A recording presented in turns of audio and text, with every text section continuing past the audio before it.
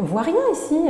Et bien ça tombe bien parce qu'aujourd'hui j'ai décidé de vous parler de la lumière dans la salle de bain. Elle est la pièce la plus intime de la maison. On y prend soin de soi, on s'y détend, on s'y met à nu. Bref, c'est un véritable espace à part. Vous n'êtes pas sans savoir que la lumière a un rôle primordial pour le bien-être et dans une salle de bain, c'est juste indispensable. Avant de commencer et afin d'utiliser la salle de bain en toute sérénité, je vous rappelle qu'il y a des normes de sécurité à respecter, alors restez vigilants.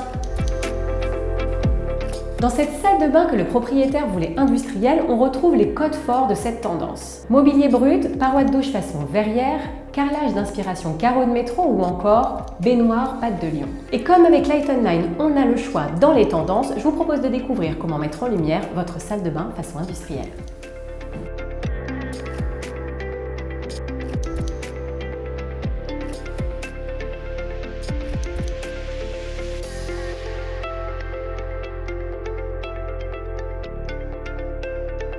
Alors j'ai commencé par mettre en lumière l'espace autour de la baignoire, parce que c'est vrai que quand on a envie de se détendre dans une salle de bain, l'idéal c'est de se faire couler un bon bain pour s'évader, prendre le temps. Donc l'idée ici c'était de reprendre les codes du style industriel. Donc j'ai opté pour le lampadaire Astoria avec ses tubes et sa couleur noire qui rappelle la paroi de douche style verrière.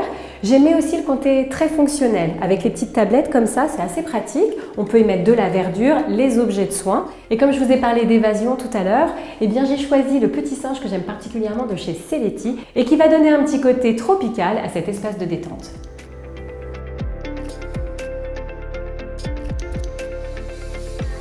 Alors oui, j'ai commencé par l'espace autour de la baignoire, c'était pour moi le côté le plus inspirationnel. Néanmoins, on est dans une pièce technique et il faut penser fonctionnel. Du coup, pour ma suspension zénithale, j'ai repris les codes de l'industriel en optant pour un luminaire façon usine. Et pour ça, je craque pour la houppe de chez Eleanor Home. Maintenant, je me tourne vers le miroir car c'est ici qu'il se passe des choses vraiment horribles. Ici, j'ai misé sur une lampe tubulaire qui reprend en fait les lignes du carreau de métro. En plus, je la trouve assez urbaine. Et du coup, ça marche plutôt bien. Maintenant, je vous propose d'accessoiriser et de se retrouver pour un petit moment détente.